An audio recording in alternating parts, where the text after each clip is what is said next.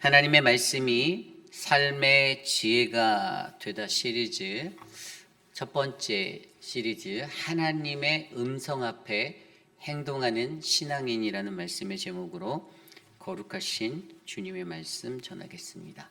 하나님의 음성 앞에 행동하는 신앙인. 우리가 어제까지 묵상했던 역대하의 말씀, 역대하의 저자가 누구였죠? 역대하의 저자는 누굽니까? 당황하셨어요? 네. 제가 오늘 역대하의 저자를 물어본 이유는 역대하의 저자와 오늘 우리가 묵상하기 시작하는 에스라의 저자가 동일 인물이기 때문입니다. 에스라예요. 일반적으로 역대기 저자라고 많이 말을 하기 때문에 이제 역대기 저자에 대한 그 선명한 이름이 잘 생각나지 않을 수 있는데, 역대기 저자와 오늘 에스라의 저자는 동일 인물로 봅니다. 또 신학자들은 이 에스라서와 느헤미야서도 한 권으로 보는 견해가 있습니다. 그래서 어떤 사람들은 느헤미야가 쓴 것 같은데 라고 느헤미야서를 생각할 수도 있지만, 신학자들 안에서는 느헤미야서의 대부분은 에스라가 썼을 것이다 라고 이야기되어지는 부분이 있습니다. 우리가 이 에스라와 우리가 여태까지 묵상했던 역대기가 하나로 이어진다라는 그것을 우리가 쉽게 찾을 수 있는 게 바로 어제 우리가 마지막에 묵상했던 역대하 36장 22절, 23절 말씀에 그것이 나와 있습니다. 역대하 36장 22절, 23절입니다. 바사의 고레스 왕 원년에 여호와께서 예레미야의 입으로 하신 말씀을 이루려고 여호와께서 바사의 고레스 왕의 마음을 감동시키심에 그가 온 나라에 공포도 하고 조소도 내려 이르되, 바사 왕 고레스가 이같이 말하노니 하늘의 신 여호와께서 세상 만국을 내게 주셨고 나에게 명령하여 유다 예루살렘에 성전을 건축하라 하셨나니 너희 중에 그의 백성된 자는 다 올라갈지어다. 너희 하나님 여호와께서 함께 하시기를 원하노라. 아멘. 어디서 많이 듣던 말씀 같죠? 오늘 우리가 묵상한 1장 전반부에 나와 있는 말씀과 동일합니다. 우리가 역대기서를 통해서 바벨론 포로기를 70년의 시간을 마치고 돌아온 그들이 하나님의 성전을 짓는 그 사명으로 그것들을 동기부여하기 위해서 에스라는 역대기를 들었고요. 그리고 오늘 이 에스라서를 통하여서도 그들이 포로가 70년간 포로가 되어 살다가 돌아와 그 포로된 자들이 이 땅으로 돌아오는 그 과정의 귀한 이야기를 오늘 이 에스라서를 통해서 기록하고 있어요.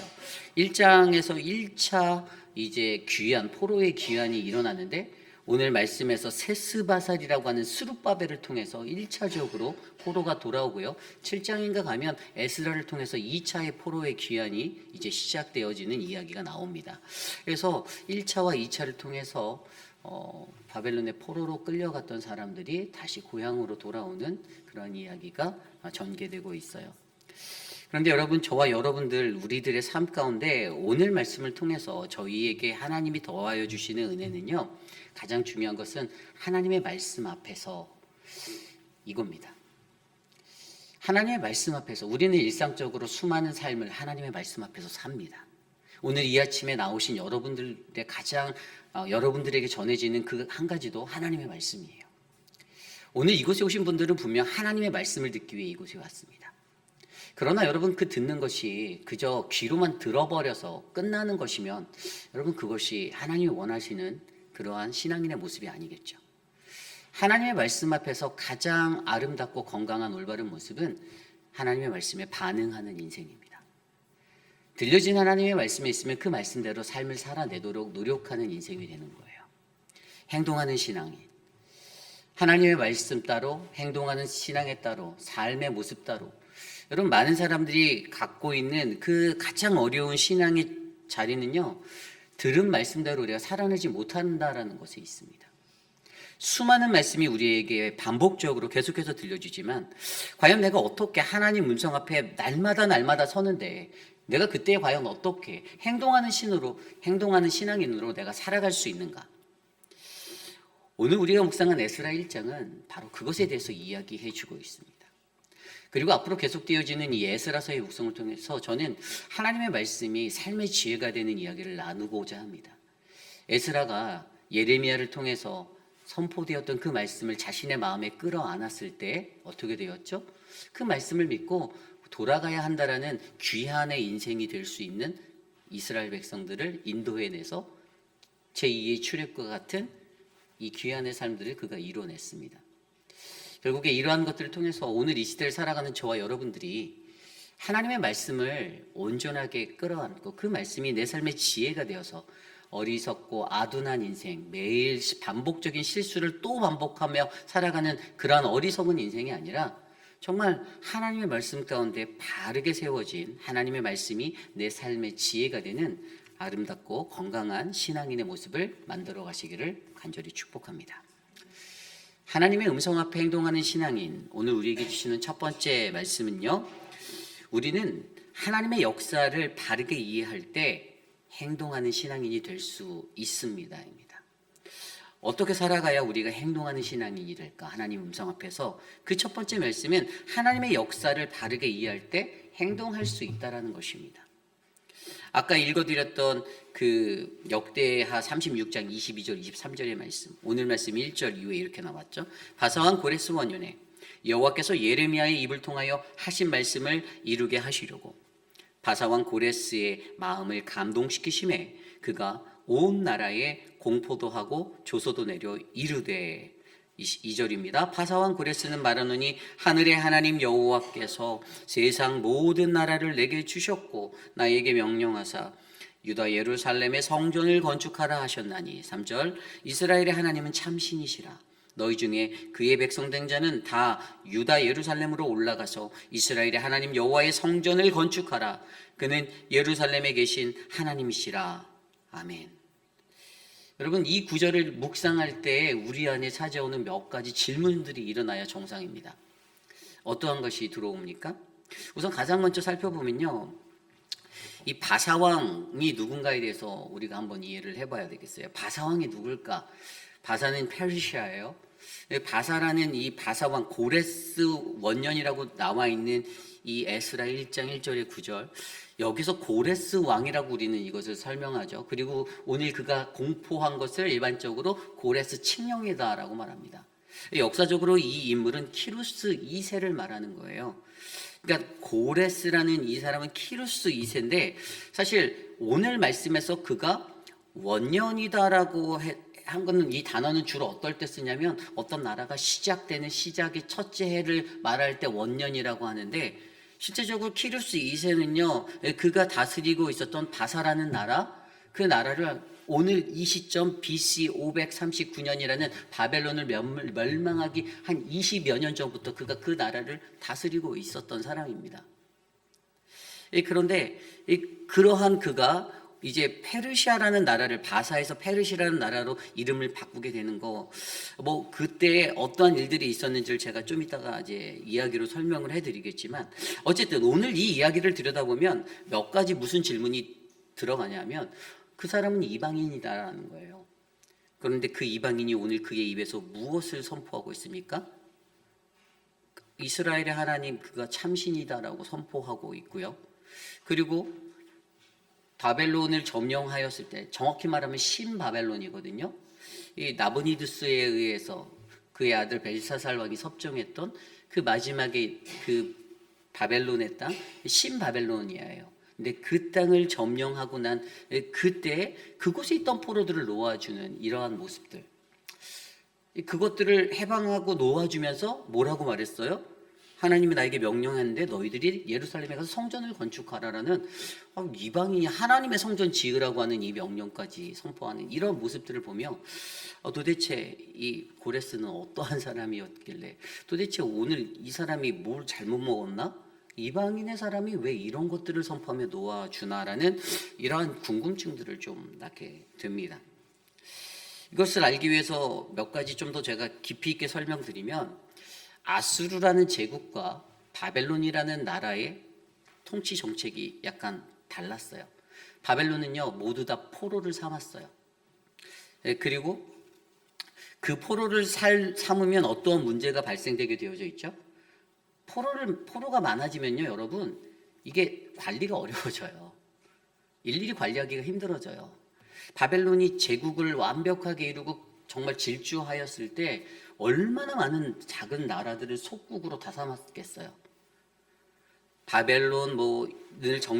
바벨론이란 나라가 아수르까지도 나중에 점령해버리고 그렇게 완전히 큰 힘의 권력의 중심의 정상에 섰을 때 여러 가지 포로들을 다룰 수 있는 문제를 안게 되었는데, 페르시아라는 나라가 제국의 중심으로 이제 바벨론 제국이 사라지고 헬라가 오기 전에 페르시아 제국이 뛰어 올라왔을 때는 그 페르시아는 이 정책이라는 것을 바벨론이 했던 모두 다 포로로 삼는 이것들로 하지 않았어요. 그들이 가졌던 정책은 다 돌아가라였어요. 다 놓아줬어요. 정복한 땅에 포로로 잡혀있던 사람들을 다 돌아가라. 일반적으로 그렇게 이 사람들이 정책을 가지고 바벨론과 반대되는 정책으로 자신들의 속국들을 다스리기 시작했어요. 왜냐하면 관리가 어렵다라는 것들을 그들이 알았기 때문이죠. 결국에 이러한 정책을 가지고 있었기 때문에 어떤 사람들은 그냥 고레스는 자기가 가졌던 정책을 펼쳤던 거 아니냐라고 이야기하고 말할 수 있지만, 그럼에도 불구하고 무언가 찝찝하게 이해되지 않는, 오늘 그가 말하고 그가 선포하고 있는 이 이야기들은 무언가 도무지 제대로 바르게 100%잘 이해될 수 없는 무언가를 우리에게 찝찝하게 남겨준다라는 것이죠. 그래서 오늘 고레스가 이것을 행할 때 이 일들이 어떻게 일어났는지를 우리가 역사적으로 살펴보면 우리에게 한 가지 주어지는 은혜가 있는데, 그것이 바로 하나님의 역사, 하나님의 일하심이다라는 거예요. 우리 하나님이 어떻게 일하시는가가 보인다라는 거예요. 제가 설명드렸듯이 고레스 2세가 왕이 되었을 때 바벨론을 정복하기 위해 처음부터 뛰어든 것은 아닙니다. 그가 왕이 된 이후에 BC 554년 정도부터 메디아라는 나라, 거기에 아스티아게스라는 그 왕이 있었는데, 이 사람은 자기의 외할아버지예요. 그와 전쟁이 시작됐어요. 그래서 무려 그와 전쟁을 하면서 BC 549년까지 5년 동안 계속 전쟁을 해서 BC 549년에 이 메데, 이곳을 점령해버려요. 이겼어요. 그리고 거기에서 끝나지 않았어요. 리디아라는 또 다른 작은 그 나라와 또 거기에는 우리가 잘 알고 있는 크로아수스라는 왕이 있었는데 그 사람과 전쟁을 합니다. 그리고 BC 546년도 메데를 이긴 3년 뒤에 그곳을 점령시켜버려요. BC 546년에 그렇게 리디아를 정복하고 그 다음이 바로 바벨론이었습니다. 그때 바벨론을 다스리고 있었던 사람은 나보니두스라는 그러한 마지막 왕이었고요. 아까 말씀드린 대로 우리가 성경 벨사살로 알려진 사람은 그의 아들로서 섭정으로 잠깐 다스렸던 그런 왕이었습니다. 그러나 결국 오늘 제가 아까 설명드린 대로 BC 539년도에 이 바사왕 고레스가 바벨론을 신바벨로니아의 나보니아두스와의 전쟁에서 승리하면서 이제 근동의 정상의 자리에 서게 되는, 페르시아의 모든 패권을 잡아가는 그러한 나라로 발돋움하게 되었죠. 그런데 바벨론과의 전투가 쉽지는 않았습니다. 바벨론 성은요, 천의 요새라고 불리는 성이었습니다. 내성과 외성으로 두 개의 겹으로 이중의 성벽으로 이루어진 천의 성이었는데, 이 내성 안에 자세히 들여다보면 성 중앙을 관통하는 유프라데스 강이 흐르고 있었어요. 그래서 전쟁을 할 때 그가 어떻게 해서 승리했냐? 머리를 썼어요. 고레스가, 이 키루스 2세가 머리를 쓴 거는 이 성에는 너무나도 이 완벽한 보안의 어떤 철통의 장치가 되어 있었고, 그들이 식량도 20년치 정도 바벨론 성 안에 저장하고 있었고, 사실 천의 요새로서 절대 무너지지 않을 거야라고 하면서 이 나보니두스도 전쟁을 하면서 결국에 이렇게 싸우다 보면 지들이 지쳐서 돌아가겠지, 고레스가 떠나가겠지라고 생각을 했는데 그렇지 않았던 거예요. 고레스가 머리를 썼던 것은요, 이 유프라데스 강이 흐르는 물이 나오는 쪽, 그쪽과 바깥쪽으로 새나가는 그 모든 양쪽의 물을 조절을 해서 이 물의 수위를 낮춰버려서 물의 수위가 낮아졌을 때 성으로 침투해 들어가는 작전으로 바벨론 성을 점령하게 되었습니다. 결국에 그렇게 바벨론이란 나라가 멸망하게 되었던 것이에요. 그리고 나서 여러분, 이러한 전쟁에서 승리를 한 그가 이제 얼마나 기뻤겠어요. 자신이 이 천의 요새라고 하는 바벨론이라는 나라를 그렇게 점령하고 나서 나갔는데, 그 바벨론이라는 곳을 그냥 두지 않고 자기의 장인 어르신인 다리오라는 사람을 통해서 이제 통치하게 만들었고요. 그 다리오가 우리가 잘 알고 있는 다니엘서 5장에 나오는 그 다리오 왕입니다. 결국에 그렇게 그가 몇 년간 통치하다가 후에 다시 이 고레스가 그 장인의 뒤를 받아서 이 바벨론을 통치하게 되었고요. 그리고 그때 바벨론에 통치할 때 누구를 만나게 되었을까요? 다니엘을 만나게 되었어요. 약 80세 정도가 되었었던 1차 포로기 때 끌려갔던 그 노인되어 있는 다니엘을 만나게 되었는데, 다니엘의 마음속에 어떤 것이 있었습니까? 하나님의 말씀이 있었죠. 그 하나님의 말씀을 그가 듣게 되는 것이에요. 그때 들었던 말씀이 이사야 44장 말씀입니다. 이사야 44장 28절 말씀에 이렇게 나와 있습니다. 고레스에 대하여는 이르기를 내 목자라, 그가 나의 모든 기쁨을 성취하리라 하며, 예루살렘에 대하여는 이르기를 증건되리라 하며, 성전에 대하여는 내 기초가 놓여지리라 하는지라. 아멘. 아니, 이 말씀은요, 이미 그가 그 나라를 정복하기 아주 오래전, 몇백 년 전에, 150년 전, 400년 전, 이렇게 그렇게 150년 전에 이미 선포되어졌던 선지자의 말씀을 통해 선포되었던 이야기인데, 그 이야기를 그가 듣는 거예요. 모든 전쟁에서 승리하고 나서 그의 마음에 다가왔던 한 가지는 내가 이렇게 했던 이 모든 것들이 나와 있었다라는 거예요. 하나님 말씀에 기록되어 있었다라는 거예요. 그래서 하나님이 그에게 쓰셨던 가장 큰 첫 번째 방법이 뭐냐? 그의 마음을 감동시켰다라고 오늘 말씀에 기록되어져 있는 고레스의 마음을 감동시키심에, 우리 하나님은 사람의 마음을 감동시켜서 하나님의 일을, 역사를 이루어 가시는 하나님이신데, 하나님께서 그 일들을 이루실 때 어떻게 하는가? 하나님은 우리들의 마음을 감동시키셔서 하나님이 그 하나님의 역사를 하나님의 계획과 섭리한 대로 인도해 가신다라는 것들을 우리에게 알려주시는 거예요. 오늘 고레스가 그것을 느꼈어요. 하나님의 역사라는 것을 그가 느꼈어요. 내가 내 힘껏, 내가 지능을 쓰고, 내가 아이디어를 내고, 내가 전략적인 것을 구축해서 바벨론을 격파했다고 생각했는데 아니었어요. 그 모든 것들이 거기에 나와 있는 거예요. 여러분, 이사야서 44장 28절 그 이후의 말씀에 강물들을 마르게 하리라는 그 이야기가 나와 있었어요. 이사야서 44장 45장의 그 내용들을 보면 이 기품에 대하여 이르기를 마르라, 내가 그때에 그것을 마르게 하겠다는 하나님의 말씀이 이사야서에 나와 있어요. 강물을 마르게 해서 바벨론 성으로 침투해 들어가는 그 전략 자체까지도 이미 이사야서에서 기록되어져 있었다는 거예요. 얼마나 놀랐겠어요. 굉장한 놀람이 그의 마음을 덮었습니다. 그리고 그때 그가 깨닫게 된 것이죠. 이것은 하나님의 역사구나. 하나님의 역사를 이해했을 때 그가 무엇을 하였습니까?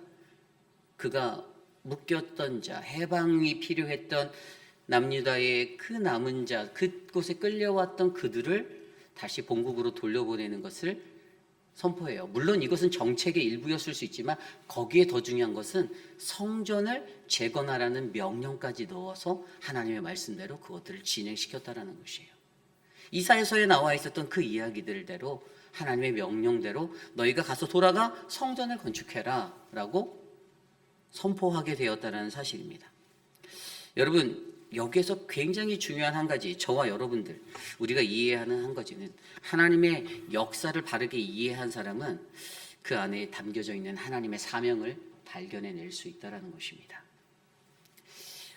오늘 고레스가 그러한 인생으로 하나님 앞에 쓰임받았던 것처럼, 여러분, 우리가 행동하는 신앙인이 되기 위해서 하나님 말씀의 선포에, 여러분, 오늘 우리가 묵상하는 에스라 1장은 하나님 말씀의 선포예요. 이것은 하나님 말씀의 말씀이에요. 그 말씀이 외쳐지는 거예요. 그런데 들려지는 그 말씀의 자리 앞에서 이제 내일 2장에 가면 그 말씀에 반응하는 자리들, 돌아감이 나오거든요. 과연 우리는 어떠한 반응, 내가 어떻게 하면 행동할 수 있는가? 고레스가 이것을 듣고 외면할 수도 있었어요. 그러나 고레스가 이 앞에서 행동할 수 있는 신앙인이 될 수 있었던 한 가지 중요한 핵심과 사실은 이것이 하나님의 역사다라는 것을 그가 받아들였기 때문입니다. 여러분, 저와 여러분 우리들의 삶, 나의 인생 같죠? 내 인생 같습니까? 하나님의 역사입니다. 하나님의 역사의 한 포인트예요. 우리들의 삶이 하나님의 역사라는 것들을 이해하고 살아갈 때 우리는 그 속에 담겨진 하나님이 내게 원하시는, 하나님이 나를 통해서 하시고자 하는 그 사명을 우리는 발견해 볼 수가 있는 거예요. 저는 세상을 살아가며 저와 여러분들에게 하나님의 음성 앞에서 우리가 날마다 세워져 있는 이 시간 속에서 들려지는 하나님 말씀 앞에서 반응할 수 있는, 행동할 수 있는 신앙인이 되기 위해 나의 인생, 나의 이 시간은 하나님의 역사라는 것을 올바르게 이해할 수 있는 그 은혜가 저와 여러분들에게 많아지기를 간절히 소망합니다.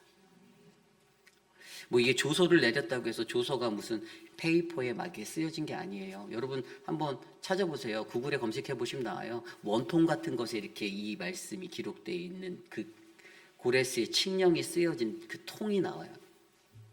거기에 이 말씀이 기록되어져 있었던 거예요. 오늘 우리가 읽었던 성전을 건축하러 그들을 놓아주는 유다 백성을 향한 그 포로된 자들을 향한 하나님의 외침이 하나님의 말씀대로 기록되어져 있었다라는 그 사실.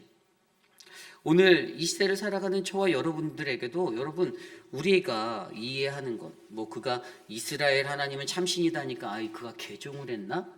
여러분 그런 게 중요한 게 아니라 그는 그냥 오늘 그의 삶 속에 말씀으로 함께 하신 그 하나님이 모든 역사의 주관자라는 것을 그가 느낀 그 순간 이방인의 왕 되었던 그의 삶이 하나님의 말씀을 성취하고 이루기 위한 도구로 쓰임받을 수 있었다는 것에 우리가 더 깊은 무게를 두고 이 말씀을 들어야 한다는 사실입니다. 저와 여러분들의 삶 가운데 하나님의 그러한 은혜가 많이 넘쳐나기를 소망합니다. 우리의 삶 속에서 내가 행동할 수 있는 신앙인이 되기 위해서 여러분 하나님의 역사를 가장 먼저 인정하십시오.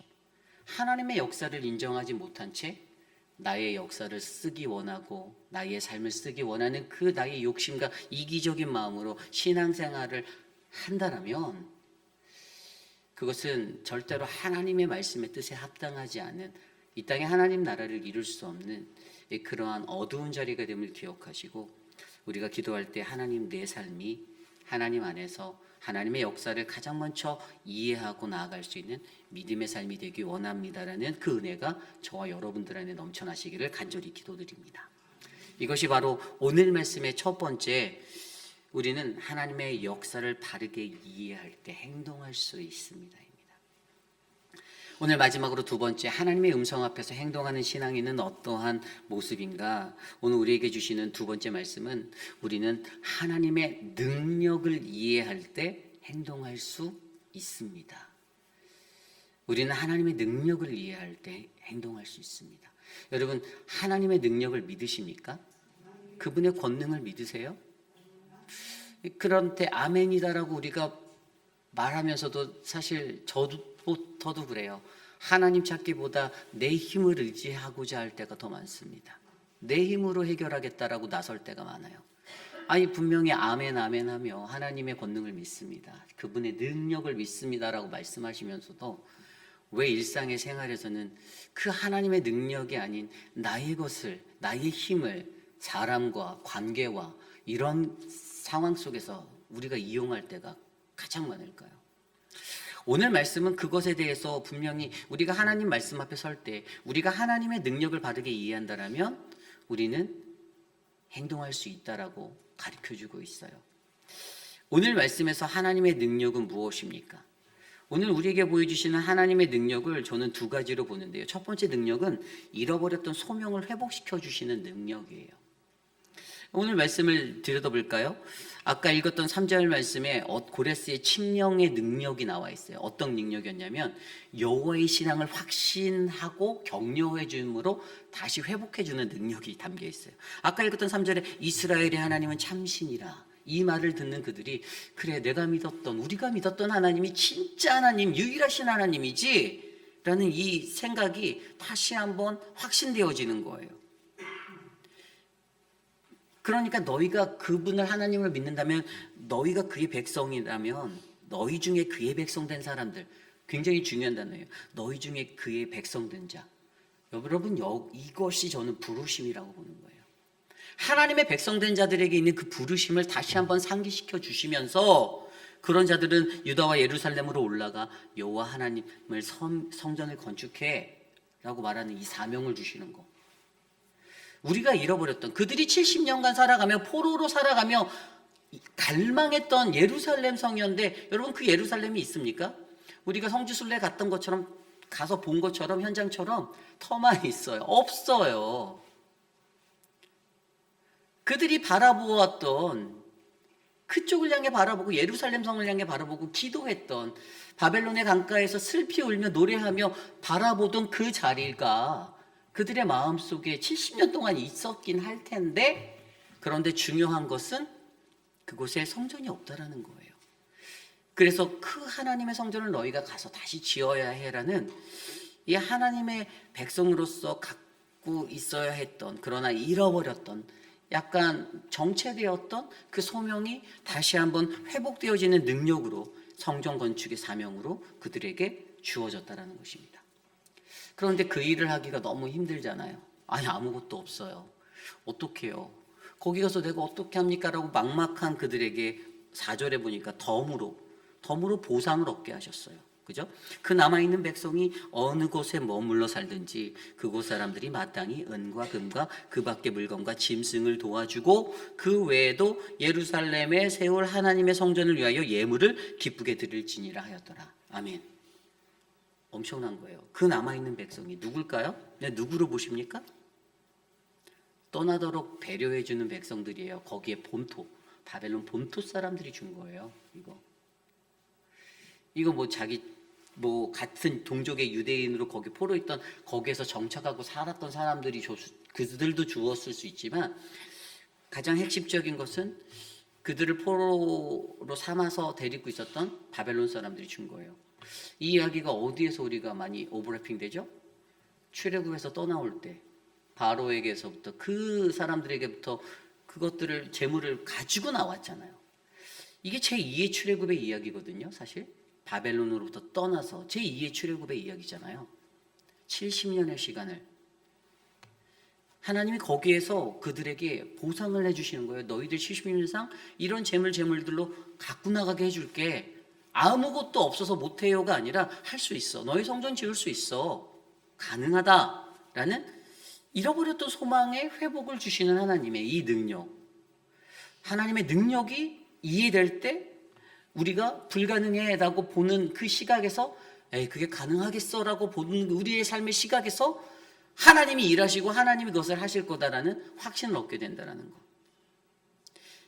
이것이 바로 잃어버린 소명을 회복시키는 하나님의 능력, 바로 첫 번째 능력이에요. 두 번째 능력은 뭐냐면, 감동이 또 다른 감동으로 밀려가서 주저앉아 있는 이들을 다시 일으켜 세우는 능력이에요. 5절 말씀에 보면, 이에 유다와 베냐민 족장들과 제사장들과 레위 사람들과 그 마음이 하나님께 감동을 받아 올라가서 예루살렘에 여호와의 성전을 건축하고자 하는 자가 다 일어나니. 아멘. 감동이 전달되는 거예요. 감동이 전달됐어요. 물론 여러분, 한 가지 유의하셔야 되는 것은, 그 땅에 있었던 모든 포로들이 가지 않았습니다. 가지 않았어요. 그 중에 일부만 갔어요. 내일 말씀에 나와요. 몇 명이 갔는지 나와요. 한 30%? 이 정도 돌아간 거로 기록이 되어져 있어요. 나머지 70 정도는 안 갔다라는 거예요. 여러분, 그런데 중요한 거는 이 감동의 자리가 또 다른 감동으로 전파돼서 누군가의 마음간에 또 전달돼서 어떻게 해요? 건축하고자 하는 자가, 그래 성전을 건축해야겠어 라고 이 사명을 회복했던 자들이 다 일어났대요. 그래서 올라갔대요. 여러분, 하나님이 주시는 이 감동, 하나님의 말씀에서 이해하는 고레스의 마음을 감동시켰던 그것 무엇입니까? 하나님의 말씀이에요. 그죠? 하나님의 말씀에 감동을 받은 사람들, 저를 통해서 선포되어진 그냥 사람의 목소리로 듣는 음성이 아니라, 그런 소리가 아니라 그냥 순수하게 여러분들이 하나님의 말씀으로 받아들이는 그 마음에서 반응이 일어날 때, 감동이 되면, 이런 능력에 대해서 이해하게 되면 여러분들은 행동하는 신앙이 될 수 있는 거예요. 제가 아무리 여러분들께 100번이고 1000번이고 울타리 헌금을 내세요라고 간구해도 안 하시는 분은 안 하세요. 왜죠? 저는 하나로 봐요. 말씀에 감동이 없어서요. 금액이 정말 중요하지 않아요. 그렇지 않습니까? 단돈 10달러를 내더라도 저는 금액이 중요하지 않다고 보아요. 마음이 있는 곳에 물질이 가잖아요. 여러분들이 물건 살 때도 내 마음이 있으면 그 물건 사시잖아요. 어떤 페이를 하더라도 1000불, 2000불을 내더라도 그 물건 사시지 않나요? 세상의 물건을 얻기 위해서, 가지기 위해서, 소유하기 위해서 내 것을 쏟는 우리들의 인간의 그 심리적인 요소와 삶의 반응이 있는데, 하나님 앞에 드려지는 거에서는 궁색해지고 인색해지는 나의 삶의 모습들, 뭐 여러 가지 요소가 있을 수도 있어요. 목사가 마음에 안 들어서도 되고, 교회가 마음에 안 들어서 내 것 뭐하러 내 지갑을 열어? 라고 표현할 수도 있어요. 그러나 정말 중요한 거는 하나님과 나와의 관계인 거예요. 내가 얼마나 그곳에 마음을 두는가, 내가 얼마나 그것을 사랑하는가. 말로만 사랑하는 교회, 말로만 사랑하는 교회라고 말하는 것이 아니라, 여러분, 사랑하는 교회라면 여러분들이 그만큼 더 아끼시고 돌봐야 하는 하나님의 성전 아닙니까? 저는 이것이 중요하다고 보는 거예요. 그래서 감동이 또 다른 감동으로 밀려가 주저앉았던 이들을 일으켜 세워서 하나님의 사명의 길로 이끌어가는 이 능력, 저는 살아있는 생명력 있는 교회는 이 원리가 움직인다고 보는 거예요. 100명이 있잖아요. 100명이 다 그렇게 움직이지 않아요. 하나님은 소수의 사람들을 통해서, 남은 자들을 통해서, 하나님의 말씀에 남겨진 자들을 통해서 3명이든 5명이든 그 소수를 통해서 그 일들을 반드시 이루어 가십니다. 이게 바로 하나님의 역사인 거예요. 여러분, 그러므로 저와 여러분들이 기억해야 하는 것은요, 우리가 하나님의 능력을 이해할 때, 하나님의 능력은 무엇이었습니까?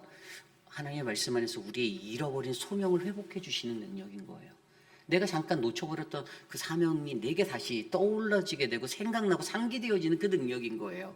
그리고 감동으로, 또 다른 감동으로 밀려가 나뿐만 아니라 나에게 동역자, 주저앉아 있던 자 중에 다시 일어나서 함께 갈 수 있는 그 사람들을 일으켜주는 하나님의 말씀의 능력을 우리가 경험하면, 여러분, 그때 우리는 행동하는 신앙인으로서, 하나님의 음성 앞에 행동하는 신앙인으로서 바르게 살아갈 수 있다는 것을 오늘 말씀은 전해주고 있습니다.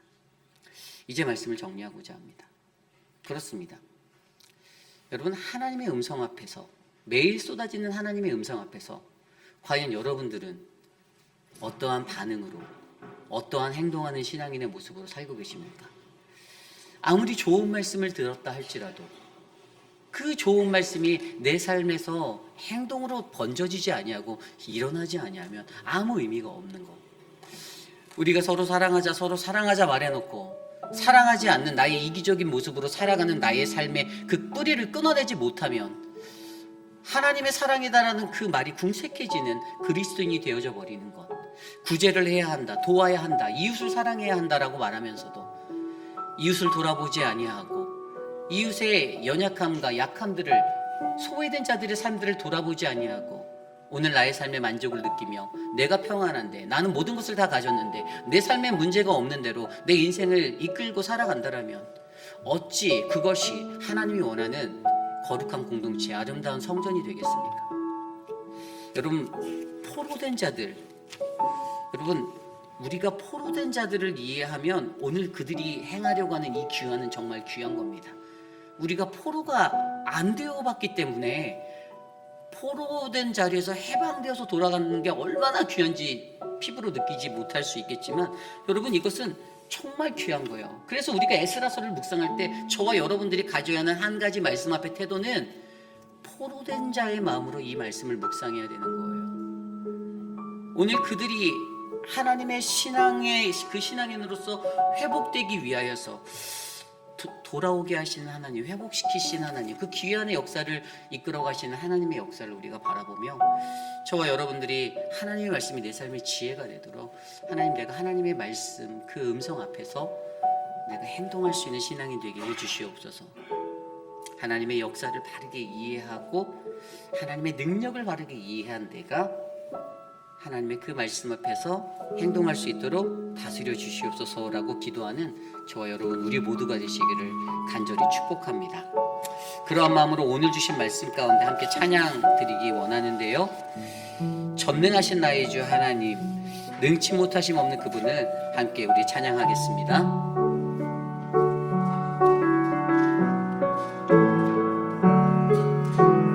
함께 찬양합니다. 전능하신 나의 주, 전능하신 나의 주 하나님은 능치 못하실 일 전혀 없네. 우리의 모든 간구도, 우리의 모든 생각도, 우리의 모든 꿈과 모든 소망도 신실하신 나의 주 하나님은 우리의 모든 괴로움 바꿀 수 있네. 불가능한 일 행하시고 죽은 자를 일으키시니 그를 이길 자 아무도 없네. 주의 말씀 의지하여 깊은 곳에 금을 던져 오늘 그가 놀라운 일을 이루시는 것 보라. 주의 말씀 의지하여 믿음으로 금을 던져 있는 자에게 능치 못함 없네. 다시 찬양합니다. 전능하신 나의 주 하나님은 능치 못하실 일 전혀 없네. 우리의 모든 간구도, 우리의 모든 생각도, 우리의 모든 꿈과 모든 소망도 신실하신 나의 주, 신실하신 나의 주 하나님은 우리의 모든 괴로움 바꿀 수 있네. 불가능한 일 행하시며 불가능한 일 행하시고 죽은 자를 일으키시니 그를 이길 자 아무도 없네. 주의 말씀 의지하여 금을 던져 오늘 그가 놀라운 일을 이루시는 것 보라. 주의 말씀 의지하여 믿음으로 금을 던져 믿는 자에게 능치 못함 없네. 주의 말씀 의지하여, 주의 말씀 의지하여 깊은 곳에 금을 던져 오늘 그가 놀라운 일을 이루시는 것 보라. 의지하여 금을 던져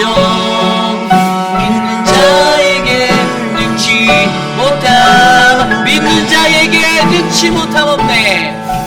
믿는 자에게 능치 못함 없네.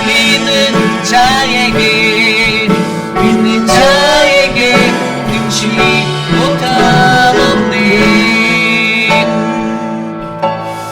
오늘 주신 말씀을 놓고 함께 기도하기 원합니다. 이 땅을 살아가며 우리는 하나님의 말씀으로 귀환하는 그러한 은혜가 우리 모두에게 넘쳐나야만 합니다. 하나님의 말씀이 우리의 삶의 지혜가 되시기를 부탁드립니다. 여전히 아둔하여서, 여전히 어리석어서 수십 년의 인생을 살았지만 아직까지 하나님의 말씀 없는 자 같이 살아가는 우리들의 연약함들을 하나님께 내어 맡기며, 주님, 에스라서를 묵상하며 하나님, 죄에 포로된 내가 하나님의 말씀으로 다시 돌아갈 수 있는 그 귀한의 역사가 하나님, 이번 하나님 말씀의 삶의 지혜가 되는 시리즈를 통해서 내 안에 젖어들게 하여 주시옵소서.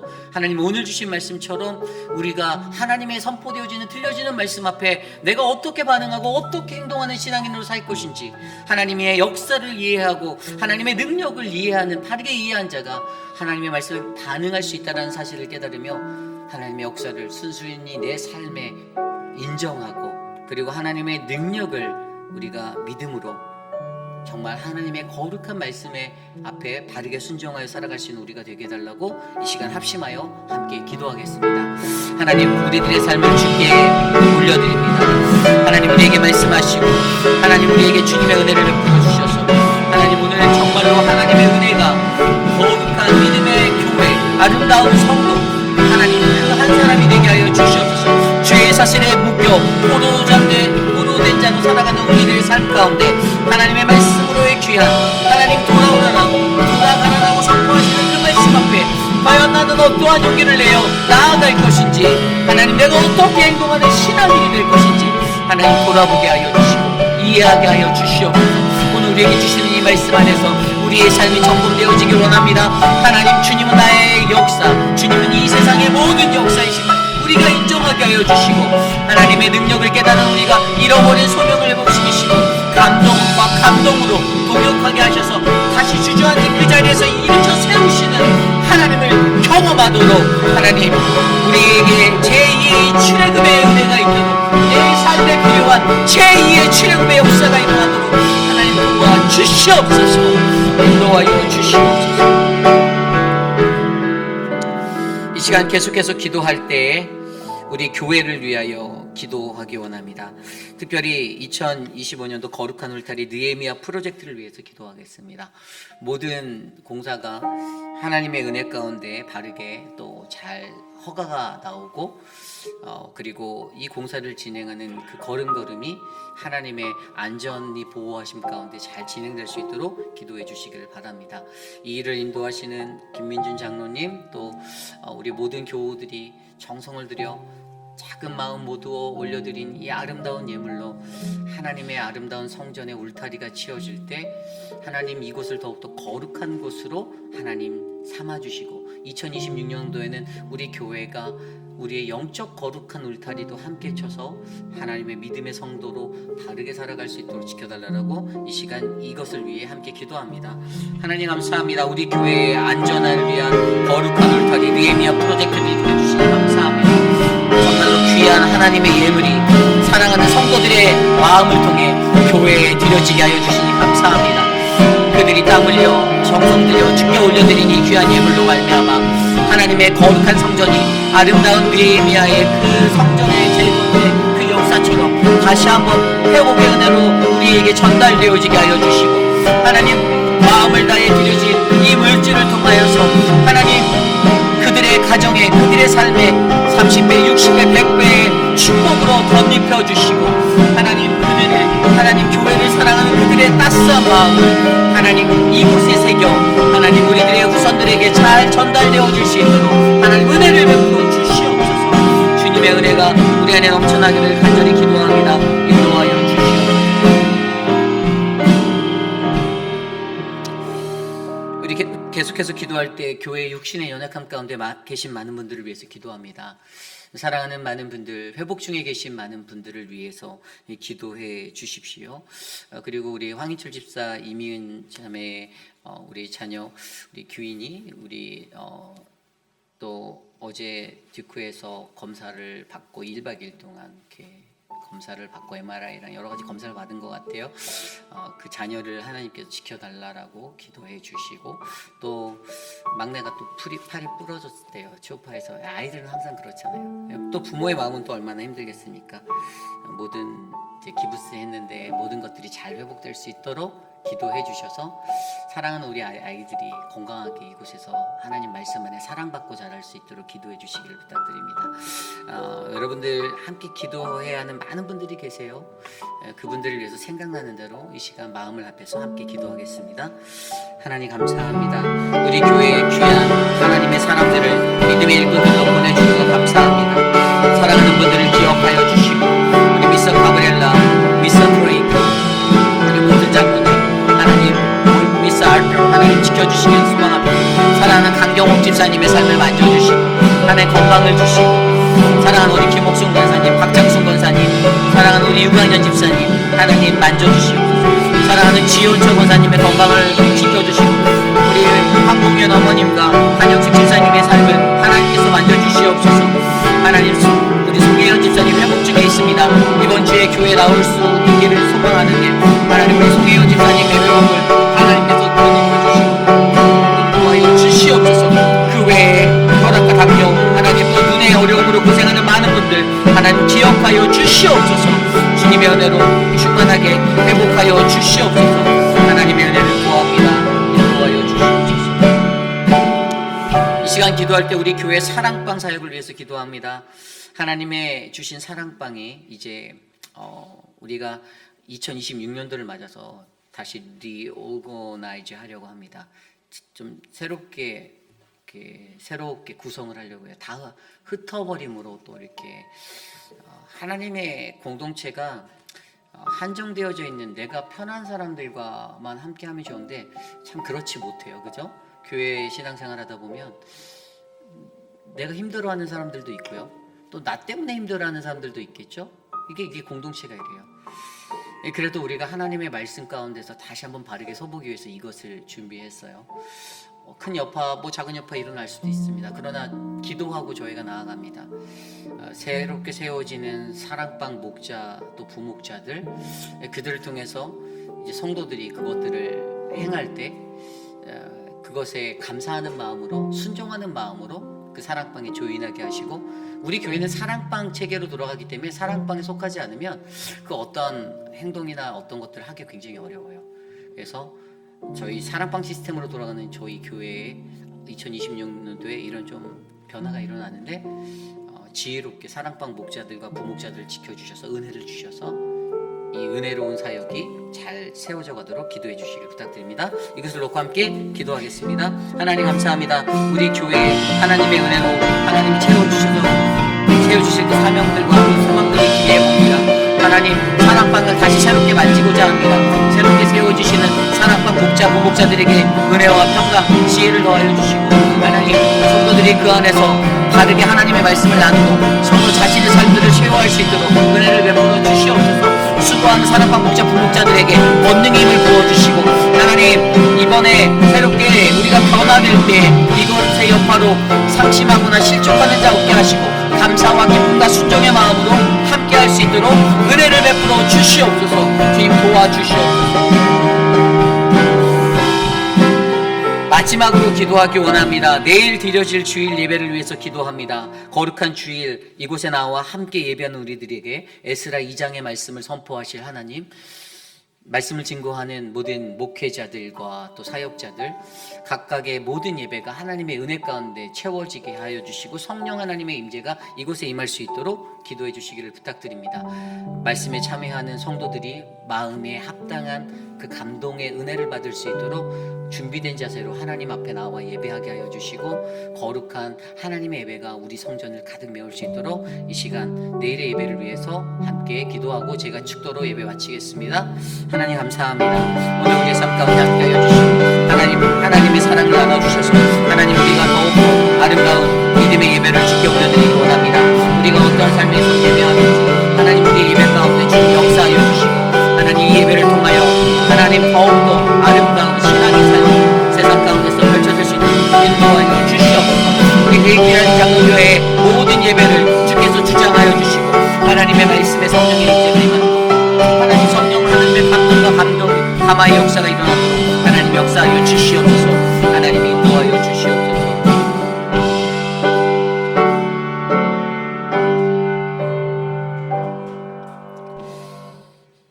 존귀하신 하나님, 주님의 은혜에 감사드립니다. 하나님 말씀이 우리들의 삶에 지혜가 되기를 간절히 기도합니다. 하나님의 말씀이 내 삶의 모든 기준이 되고 하나님 내 삶의 모든 것이 되어 언제나 우리가 세상에서 살아갈 때에 정말 하나님이 보시기에 합당한 아름다운 신앙인의 모습으로 하나님 세상 가운데 세워지기를 원합니다. 우리 교회에 계신 모든 성도들 한 사람 한 사람 하나님의 음성 앞에서 바르게 반응할 수 있는 행동하는 신앙인으로 하나님 세워 주시옵소서. 사랑의 하나님, 교회를 사랑하셔서 우리 교회를 사랑하셔서 하나님 이곳에 좌정하여 주시기를 간절히 기도합니다. 하나님, 거룩한 울타리에 참여한 성도들의 그들의 중심을 하나님 기뻐 받아 주시고 그 가정에 30배, 60배, 100배의 놀라운 축복의 은혜로 역사하여 주시옵소서. 하나님 또한 하나님의 존전에서 드려지는 모든 예배와 하나님 우리가 감당하고 있는 모든 사역들 안에 주님의 은혜가 오직 예수 그리스도의 복음이 하나님의 영광만이 드려지기를 원합니다. 하나님께서 주인이 되어 주셔서 우리 교회와 함께 동행하여 주시옵소서. 지금은 우리 구주 예수 그리스도의 무한하신 은혜와 그 크신 하나님의 사랑하심과 성령 하나님의 감화감동 교통하심의 역사가 이 땅을 살아가는 동안에 하나님의 말씀이 들려질 때 그 말씀 앞에 바르게 행동할 수 있는 신앙인으로 하나님 내가 세워지기 원합니다. 하나님의 역사를 이해하고 하나님의 능력을 바르게 이해할 때 하나님 그것을 믿고 그것을 신뢰함으로 하나님 앞에 행동할 수 있는 용기 있는 신앙인이 내가 되게 하여 주시옵소서라고 간구하는 사랑하는 모든 회입비란 인장로교회 성도님들 한 분 한 분 오늘 이곳에 나와 주께 예배드린 믿음의 권속들 머리머리 위에 지금으로부터 영원토록 함께 하시기를 간절히 축원하옵나이다. 아멘.